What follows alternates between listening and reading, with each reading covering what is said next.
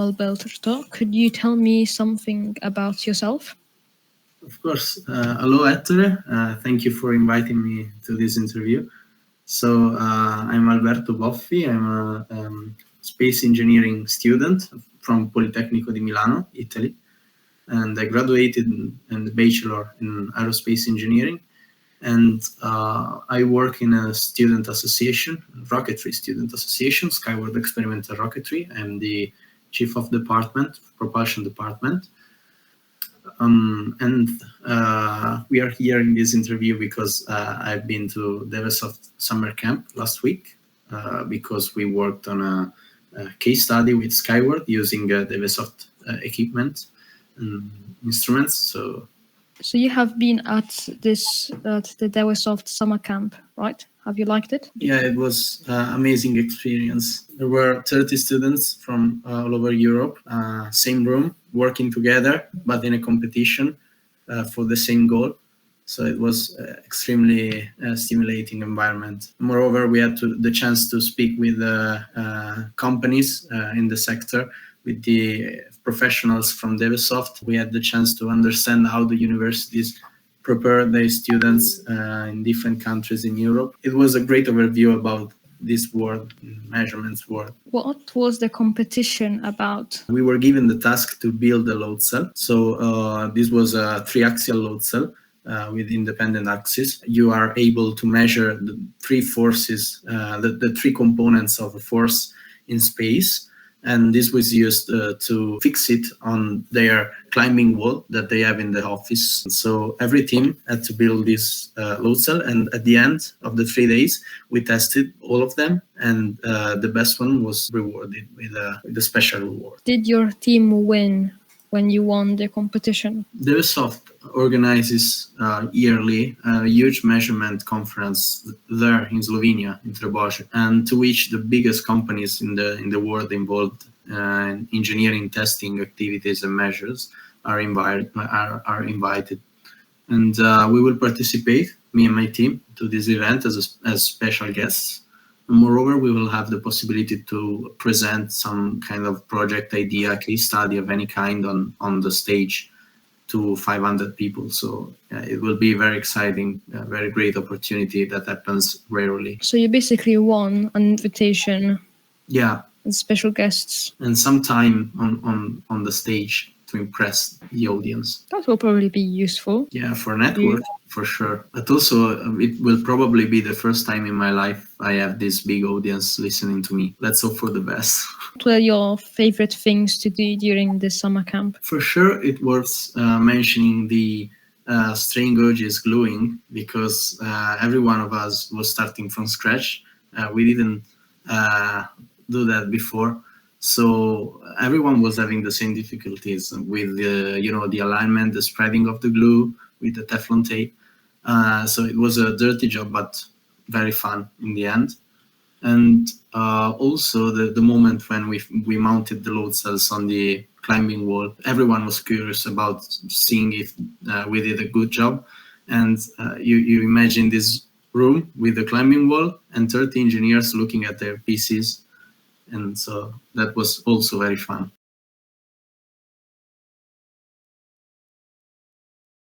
Moreover, we had to compensate for the crosstalk, because the installation is never perfect with the strain gauges. You apply pure force on x-axis, you usually read something even on y and z axis. And so you had to compensate for this via software, and you can do that with the C++ scripting in DEWESoft. Did you actually have to build the load cell, or did you grab 3 load cells and attach them in a mount? We had to build it, but they gave us this the metal body, so the aluminum body produced on the lathe, already produced by them. So everyone had the same shape, and we had to design how to place the strain gauges, which arrangement and which number, in order to have compensation on bending and temperature. And so the challenge was both for design and for manufacturing, because quality of the measurements also depends on how you glue the strain gauges and the alignment of them. How many DEWESoft oscilloscopes did you have? Like how many series or which did you have? There were plenty. We used one for each group for the project, for the load cell acquisition, but also for other hands-on lessons, because there were some demonstrations about, for example, modal testing on simple structures. So we had basically one on each table, plus the Sirius and other acquisition systems for the presenters of the lessons. So you only played with the Sirius, not like the Krypton and the other ones that they have? Every group had the same acquisition system. It was standard for everyone. So you all had the same version of the Sirius? I believe that there was the same version of the Sirius. So you all had, for example, the HD? It wasn't, but it wasn't that model.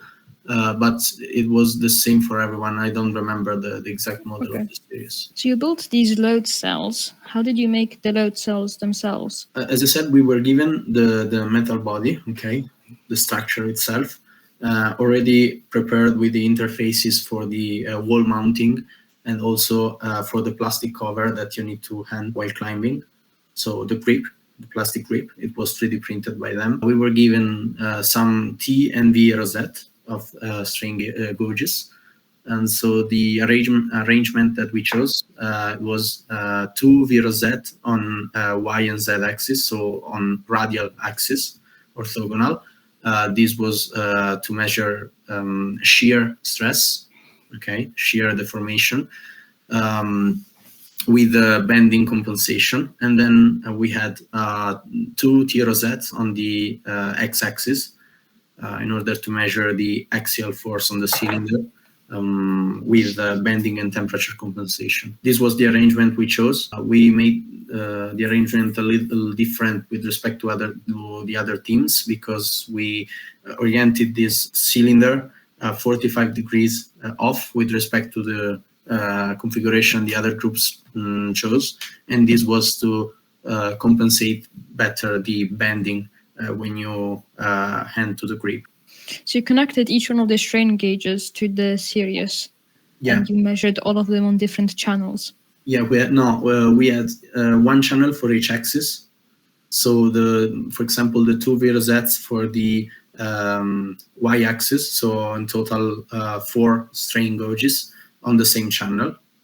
So the routing and cabling was not so easy, I would say, but fortunately we had a colleague of ours was very prepared on routing and soldering, so it was no problem. How many days did you have to assemble all of this? The summer camp was 3 days, full 3 days, but you have to consider that in the meantime we had theoretical lessons, we had some HQ tour, we had some activities for team building.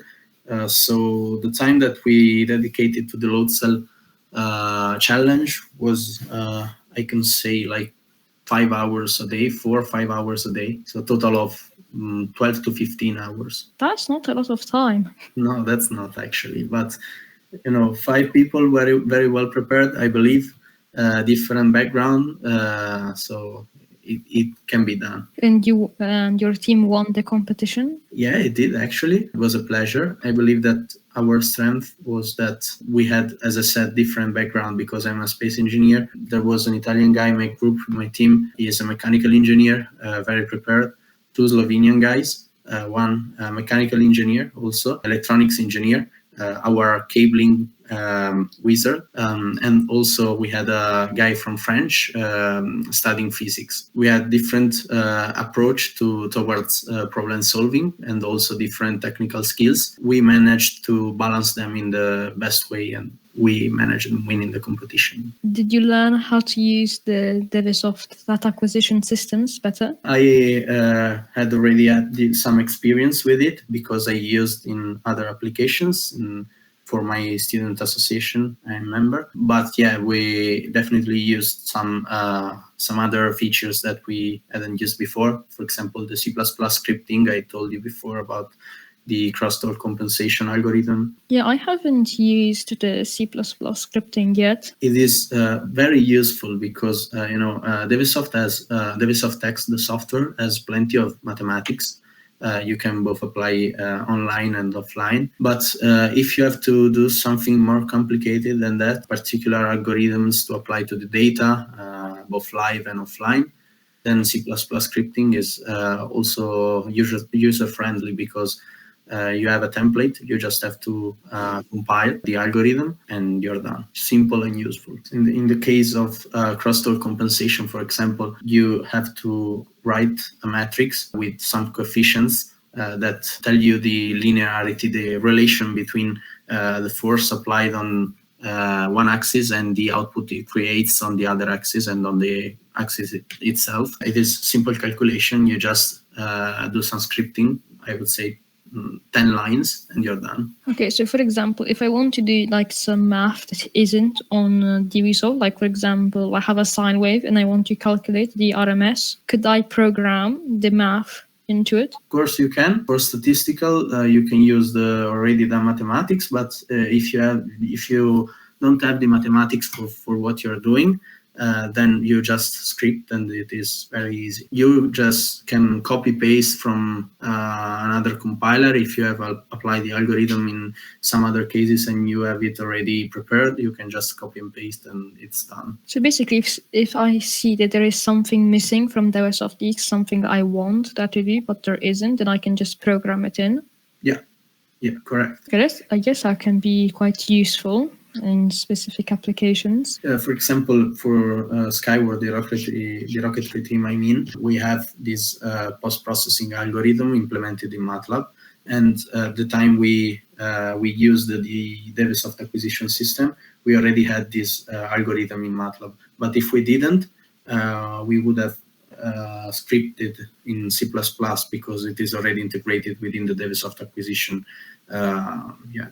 setup. So it is very convenient. So in Skyward, you have one of these Sirius and you can use it to measure your stuff. Yeah, we have two IOLITE systems, one for thermocouples and the other one with the D9 connectors. So basically you can connect whatever you want. We used it for the engine testing. We used it for the parachute testing and also everyday tests that we do on some parts, on some subsystems of the rocket. And before having the DEWESoft system, we just used one made from our electronic group, our team of electronic engineering. Yeah, it was working, but DEWESoft is extremely user-friendly. So you just plug and play. It makes the difference in everyday work. So sorry, you don't have a Sirius at Skyward? No, we have the IOLITE system. The IOLITE are smaller. Yeah. It is very compact. We have it in a pelly case, in a plastic case. It is like this big. We have two of them. Take the case with us for every event, every testing. Very useful. Yeah, I have seen these IOLITEs when I DEWESoft in Rome. They only have one channel. The smaller ones have one channel. There are like the bigger ones which have multiple channels. Yeah, you can have up to eight channels, but I'm not sure. Or at least we have one with 6 channels and one with 8 channels. Interesting that something smaller than the Sirius can have the same amount of channels. Probably it's like slower or maybe less accurate. I think for sure the performance are not as high as the Sirius system. But for what we have to do, it is more than enough because it is super precise and also very fast.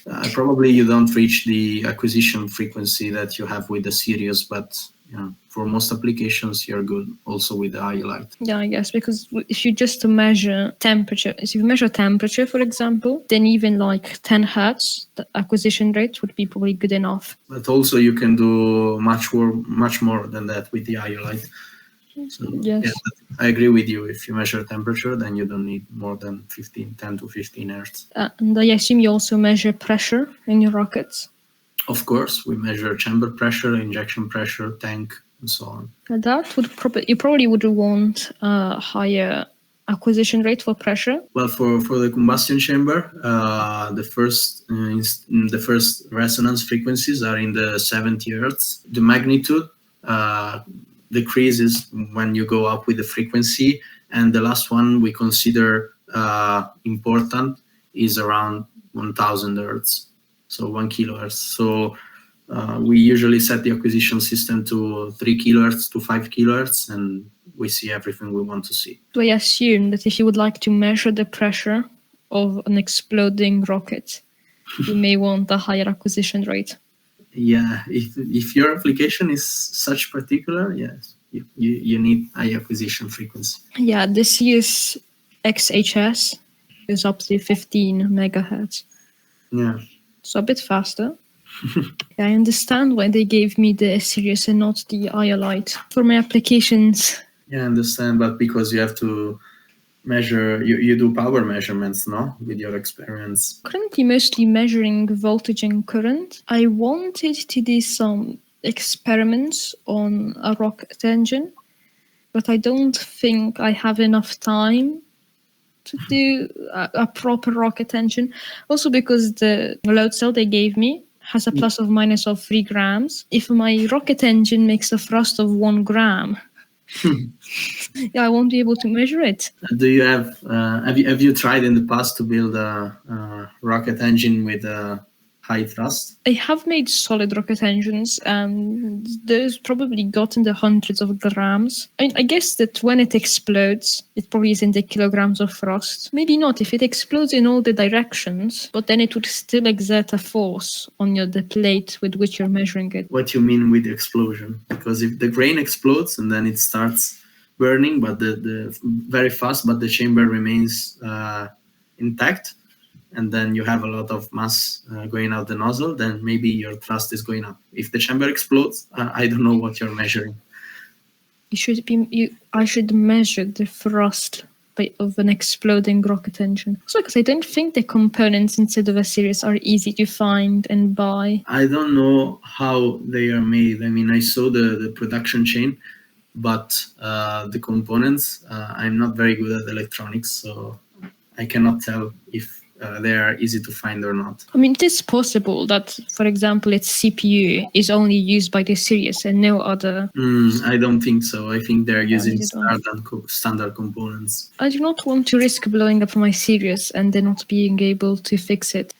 There are lots of things you can measure with DEWESoft. There's some things I have not been able to measure. What haven't you been able to measure? In electronics, a high frequency, like very high frequency. I have the Sirius HS, which is up to 1 mega sample or 400 kilohertz, I believe. Unfortunately, they couldn't give me this extra high speed. Do you need such high frequencies? I mean, they did give me a Tesla coil to fix.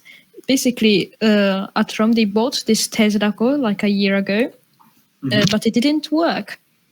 So they had the coil and the top load and a board, which didn't work. And they've also got this, which is the interrupter. They thought of giving me the Tesla coil to play around with. After a bit, I started working on it. And in like 5 minutes, I made a very simple driver. I'm not satisfied with that driver because it's sort of bad. It's basically it's low power. When they bought it, and it worked for like 5 minutes, it could make like arcs long, like a meter. Mine can't even do a centimeter. So I would like to make it a bit more powerful. And so, for example, the resonant frequency, I believe it to be 200 kilohertz. The problem is that's quite close to 400 kilohertz, and I don't expect the measurements to be very precise. It's unfortunate that you don't have the extra high speed, but let's see what you can do with the 400 kilohertz. Yeah, 200 kilohertz is very close to the half of the acquisition frequency. So I don't know what you will see, but yeah, because the problem is that if I have, for example, if I have something at like 2 megahertz, if my Sirius can have a sample rate of 1 mega sample, then that signal of 2 megahertz may look like 1 megahertz on the Sirius. Oh yeah, because of aliasing. Usually, actually, the bandwidth it's less than half of the acquisition frequency. So if you want to see 400, it's 400 kilohertz instead of But I'm still afraid that it's not 200 kilohertz and it's like 400, 800. Also because 200 kilohertz is quite low for this Tesla Coil. It's supposed to be like 400, 800 kilohertz. How do you know that it is about 200 kilohertz in your case? Well, You made some calculations or measurements? Well, I basically click on one peak and then drag to the other peak, and it will tell me the frequency. Because I can't use FFT because it's too fast. And the exact frequency, it also is too fast. And I found it to be quite accurate. Maybe what I should do is make a frequency divider circuit which divides the frequency. Because if the frequency is really 200 kilohertz, then if I divide the frequency, I should see 100 kilohertz. If I still see 200 kilohertz or like 190 after dividing the frequency, then I know that it's not actually 200 kilohertz. Yeah, can you do that? Have you ever done that? I have never made a frequency divider circuit, but it shouldn't be that hard. I guess that the Sirius basically only measures voltage, if you think about it. You can add sensors, which then measure, which turn some value like current or magnetism or acceleration into voltage. Well, yeah, that's the concept. You know, for example, for measuring current, what you do, you add to the circuit a shunt resistance, which is a resistance very well calibrated on a value. Or a current clamp. Or a current clamp, yeah. With the Sirius system, you measure the voltage across the resistance, and you translate that in a measure of current. And that's the principle around almost every transducer, you know. At the end of the day, you measure voltage. So, for example, if I'm not measuring current well, then it's probably not fault of the Sirius, but of the clamp or shunt. Yeah, usually it is. Sirius is has a warranty of 7 years if you calibrate every year. So it is designed to work in every condition, and it is pretty reliable in my opinion, in my experience. Okay, so if I'm measuring in the high voltage channel, if I short the positive and the negative, I still see like plus or minus 0.1 volts of noise. I do not know whether that is because my cut wires are looping around and picking up some electromagnetic noise. We had strange phenomena like that with the induced currents, and it was from the mains of our laboratory that it was. Yeah, 50 hertz. Yeah, it's always 50 hertz. You can even see it with a multimeter. And it's annoying when you have like an oscillator or something which is at 50 hertz, like 51, 60 hertz. Then it can be hard to separate the two. Yeah, if they're very close. But I mean, with the Sirius, you should have a very high frequency resolution, so should be able to separate them reliably.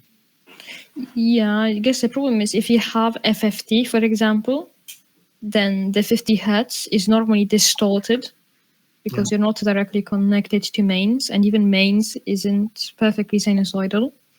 So it has some harmonics. It can be difficult to distinguish if the frequency you're measuring is one of the harmonics. Has it happened to you before that you had a frequency you want to measure really close to the 50? No. However, it has happened to me that I see something and I believe that it's, for example, the Tesla Coil, but when I zoom in, I discover it's 50 hertz. I believe that the only way to escape from the 50 hertz is to you in a field in the middle of nowhere. Could be, but yeah, it's not usual to have a laboratory in an open field. But because even if you go in an open field, if you have a single mains wire, then you'll get the 50 hertz back. Yeah. It's impossible to escape. You have to accept it. Well, I guess that if you had good coaxial cables with a grounded shielding around them, then you should be able to escape them, even inside of a laboratory. Yeah. Unfortunately, my wires are like this. It is not coaxial or shielded. And they cost more also. The coaxial? Yeah, the shielded. one thing I have noticed about the Sirius is its input impedance. They say that it's 10 mega ohms. It has been slightly annoying sometimes. For example, if you have a capacitor, if you attach the Sirius to it, then it will quickly discharge it if the value is small, which can be annoying sometimes. But yeah, if you make rockets, you don't have these problems. Yeah, the fact about the capacitor reminds you of the Heisenberg uncertainty principle. Like you measure something, and by measuring it, you change the value. It's exactly what happens with capacitors. You measure their voltage, but by measuring the voltage, you change their voltage. Because you discharge them, yeah. So you don't really know very accurately the voltage of a capacitor. I wonder if it's possible to have an oscilloscope with a 1 giga input impedance. Have you looked on the internet? Let's see. Okay, so a normal oscilloscope has an input impedance of 1 mega ohm. So the Sirius with 10 mega ohms is apparently better. I have found 8 mega ohms, but not more than that. Okay, so it seems that the Sirius is on the high end. I guess that what you could do is add a 10 mega ohm resistor in series to the Sirius. You could also measure double the voltage this way, because it would add a resistor divider, basically. Because on an electrical point of view, the Sirius is basically a 10 mega ohm resistor. So if you add another one, then each resistor would be exposed to half the voltage. Yeah. Maybe it would be useful. I mean, your resolution would be lower if you're just doubling the voltage. Yes, your resolution would be half, but you can measure twice the voltage, and your capacitors will discharge at half the speed. Yeah, I think you're right, but I'm not sure. But it should be like that. I wonder how close it is actually to 10 mega ohms. It should be quite close. Yeah, I mean, isn't it written on their website about the precision of this value? I mean, the accuracy? I don't see. I don't see anything written on here in terms of accuracy or resistance. On the back, it says it has been calibrated. Every system that is coming out the factory is calibrated at very high precision with a machine that it is just there for calibrating the acquisition systems. So I guess every expensive thing is calibrated. I don't think my cheap multimeter was calibrated. No, I was talking about the DEWESoft equipment. Yeah, the clamps, I believe, the accelerometer, I know they have calibrated. You can also have the TEDS chip inside that it tells you the calibration information. Yeah, it's like this for the current clamp, but it's not like this for my accelerometer. But they come with the calibration sheet usually. Is the accelerometer piezoelectric? Yes. From 3-axis. PCB? I don't know the company. It's 3-axis, however. I mean, the low voltage channels are up to 100 volts. I think more. Are you sure? Should be 1000. The high voltage channels. Only the high voltage? So the HV channels, where you plug in probes to probe voltages, are up to 1600. The low voltage channels, where you plug in sensors, they are up to 100 volts, I believe. I'll open DEWESoft X. Let's see. One thing that I've been wondering, the outer part of the Sirius is made of metal. It makes me ask if it's a Faraday cage. I didn't ask them, but I think one of the reasons could be that one. Yeah. Also, it should be racked because you use it in an open field on particular applications. But yeah, I think it is a Faraday cage, could be. Because I know that if I put my multimeter, which does not have a metal case, if I put it under the Tesla Coil, it starts beeping because of interference. So I want to be sure that I don't kill my Sirius if I put it too close. Well, a good thing about Tesla Coils, if you put something close, it will normally first start malfunctioning without any long-term effects, and only after and if you continue putting it closer, then you might get permanent damage. Have you damaged anything with the coil? No, I've only had it from a few days. I'm quite careful. I also wonder if they have some like protection system. Like if I were to accidentally attach the high voltage channels to ground into the Tesla coil, what would happen to the series? Because it would be like 15,000 volts. I don't know. I think every channel is protected against much more than the rated voltage, but I wouldn't try it if it was me. Well, I mean neither. Maybe if you want, you can ask them, and then it's your own risk. But I wouldn't recommend. Me neither. I mean, it's possible that they have like a spark gap inside or something, so that it will like limit the voltage across the series. Anyways, I have opened DEWESoft X, and the maximum voltage on the low voltage channels is 100 volts. So plus minus 100 volts. And for the high voltage channels, it's plus minus 1,600 volts. Okay. However, I don't usually attach multimeters or a series to over 500 volts, just to be sure. I would do the same. Also because like with the mains, I'm sure it's 220 volts. With a 9 volt battery, I'm sure it's 9 volts or less. If I have my own high voltage transformer, then I likely do not know the output voltage. So it's probably like 200 volts plus or minus 500 volts. In that range. So like it's with 200 volts, I max on 700 volts. So it's better to stay lower. If you really want to test it, maybe use first the multimeter and then you go with the Sirius. I mean, I would expect the more expensive series to have more protections. I believe it is like that. But we can ask DEWESoft about that because they for sure know. I mean, it would burn on the inside. There are holes on the outside for the fans.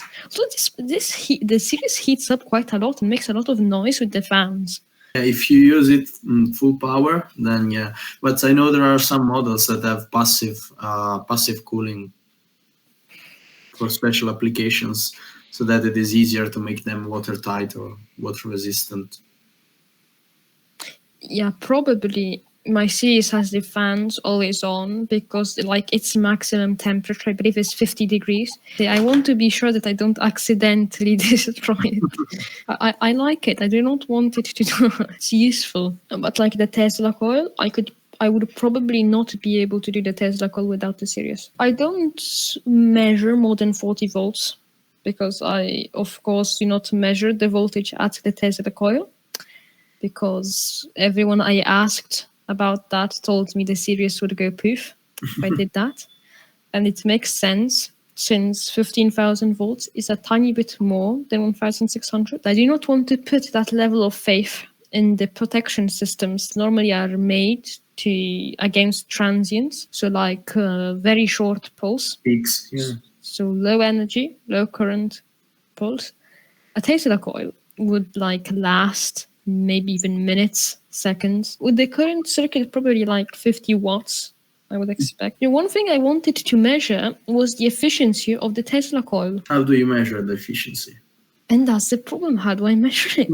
Because if I had a normal transformer, I would simply I'd put a light bulb on the output and see, okay, input voltage 12 volts, 1 amp, that's 12 watts. Output voltage 120 volts, 0.05 amps, that's a 50% efficiency because I have 12 volt input, 6 volt output. How do I measure it with a Tesla coil? I don't know if I can measure the current. I mean, maybe with the shunt they gave me, I could measure the current because this clamp isn't super accurate for low currents and the current is really quite low. How do you measure on the output side? Because in the input, it's easy, but what about the output? Yeah, so the current would probably be easier, even though 30 watts at 15,000 volts, that's 2 milliamps. So my clamp, that's too low for my clamp, so I would have to use a shunt, which isn't really a problem. But the voltage is the main problem. How do I measure the voltage? Also because in a normal transformer, I would have I have 1 turn in the primary, 10 turns in the secondary. So 1 volt in primary means 10 volts in secondary. But a Tesla coil is a resonant transformer. And I do not know, I don't even know the number of turns actually. So okay, probably the best way I can measure voltage is via the size of the arc. But that's not a very good, air isn't very equal. So a 1 centimeter arc is between 15 and 30,000 volts, a big range. Not very accurate measurement. It's like the difference between 25 and 50% efficiency. Mm-hmm. Currently, I have sort of been measuring the voltage with my vice. I have a vice next to the Tesla coil, and I just measure the voltage on the vice. It usually gets you like 40. The max I got was 80 volts, which is sort of scary since the vice isn't right underneath the Tesla coil. Okay. At what distance do you have this vice? What distance? Like a meter. That's why I say it's scary. Yeah. 80 volts at a meter is scary. Yeah, so for example, if I see that yesterday with the previous circuit, the voltage was 20 volts, and with today's circuit, I have 40 volts, then I know I have roughly twice the voltage on the top load of the Tesla coil, but I do not know the actual voltage at the top load. I mean, I guess that if I had a better multimeter or a very precise multimeter or like a function generator, then I could measure the capacitance between the top load and device and between device and ground, and then model it as a resistor divider. But that's a lot of math, and usually when you have complex formulas with wrong inputs, the outputs are very wrong. Amplify the errors, and yeah, if you don't have good input, for sure you can't expect the correct measurement in the output. Yeah, and I do not have multimeter which can measure such small capacitance or a function generator. I do have the Arduino though. Do you like DEWESoft? I love them. It is always a friendly environment. They're always very kind. It is also informal as a working environment, and I think it is perfect as a first occupation to work there. Yeah, also for the products, they are very professional. If you need help, we needed some help in some testing that we did with Skyward. They were very, very responsive and quick in helping us, and also very precise and available. Yeah, when I went to the headquarters in Rome to meet them, they were very kind to me. Very good people. Yeah, we mostly played around with the Siriuses and the Tesla Coil. Didn't do much else actually. Okay, we did see the software. Who did you meet? Like there was Gabriele, Riccardo, Silvia, Manuel, Marco. Yeah. All of them. Yes. So I mostly was with Marco and Emanuele. How long have you been there? 2 days? 2 days, yes. I think I spent most of the time with Emanuele working on the Tesla coil. I actually did try to make the Tesla coil work there, also because they had the Sirius XHS there, else here I only have the Sirius HS. However, they didn't have all the components. They had more components than I expected, like MOSFETs, basically every electronic component you can think of, except diodes.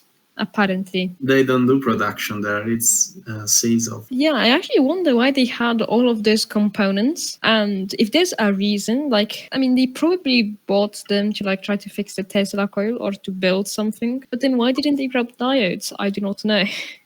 Well, maybe they have some side projects or anything like that. Yeah, they actually told me that they like to go to students and like make them build something, because they go to like fairs where they present their data acquisition systems. But of course, data acquisition systems you can only measure something if there's something you can measure. They said that they had like someone in Skyward build them a fake rocket and like measure all this stuff inside of the rocket. They would like someone to have an idea or to build them something. For example, something I thought of was Maglev train. Wow. Like a small levitating train. Yeah. And the reason I thought of that, because the first idea I had was to like measure some circuit, but then they said that they want to basically measure every single possible thing. They don't only want to measure voltage and current, they also want to measure like vibration or acceleration. So I thought, well, if we make a maglev train, well, actually it wouldn't be maglev because I don't have superconductors, but well, okay, let's call it a maglev because I don't know what the proper name is. So if you have a maglev train, we could measure, for example, input voltage of the circuit, input current, vibration on the train, acceleration on the train. We could measure how much force the train can exert. Can, for example, put a load cell in front of the train and see how much force the train exerts on the load cell. Have you proposed this idea to DEWESoft? Yeah, I have. When they asked me, this was the second thing I told them. Well, I like it. Yeah, I also think it's a nice idea because they also said they wanted something that would catch attention. So, for example, they picked the Tesla coil because normally people see a big Tesla coil shooting out meter-long arcs. If you have, for example, a molten metal blob, it may be very interesting, but when you pass by the stand, it won't really catch your attention because all you see is a blob. So I also think that the maglev train would be interesting for this because it would look cool having a train that goes around the track. Yeah, pay attention because if you tell them you can do that, then you will be doing that for sure. Okay, so they told me that if I were to have a good idea and they like it enough, they would give me all the components I need to build it. So if I tell them, for example, I don't know, I need 2 kilograms of superconductor, 30 liters of liquid nitrogen to cool that down, then they may or may not give it to me. Maybe it would be too expensive. I don't know what their budget is. But like if I tell them I need these 3 IGBTs or I need these sheets of aluminum, then they should give them to me. Well, maybe if you elaborate on this idea and you have a preliminary project, preliminary design, how you want to call it, then maybe they will accept your idea and give you the materials to do that. Yeah, I want to be sure that I can make a maglev train before I tell them that I can build a maglev train. But I really don't want to be in the situation where they give me all of this stuff and they're waiting for a levitating train made by me, and I do not have the skills to make it. Well, for that purpose, I was telling you to first make a preliminary design or something like that, so that you are at least confident that you can do that. Not sure, but at least confident. Yeah. So what I should do, if they think the idea is good, what I should do is I should make a small train with my stuff, then show it to them. So because they also have to be sure that I can make, they'll wait for me to make the train because I will give it a week before the fair. And if I don't give it to them, then they have a week to find someone to build them a levitating train and deliver it to them. So but also them, we both have to be sure that I am able this maglev train. Think about that. Maybe you find a solution and who knows, next year we will see a train made by Ettore levitating around the conference. So usually when I make something, I usually basically don't buy any components. I just salvage them from stuff. So for example, if you see me use a piece of sheet metal, that sheet metal is very probably from the container of a power supply or something. If you see a MOSFET, that's probably from a UPS or from a television. So I'm actually not used to having whatever component I want. And of course, if you buy the component you want, then at least it's supposed to be easier. For sure it is, but what's the fun? I mean, if you have the MOSFET from the television, the aluminum sheet from the power supply, then you can say that you did it for free. Actually, yes. It is not, but...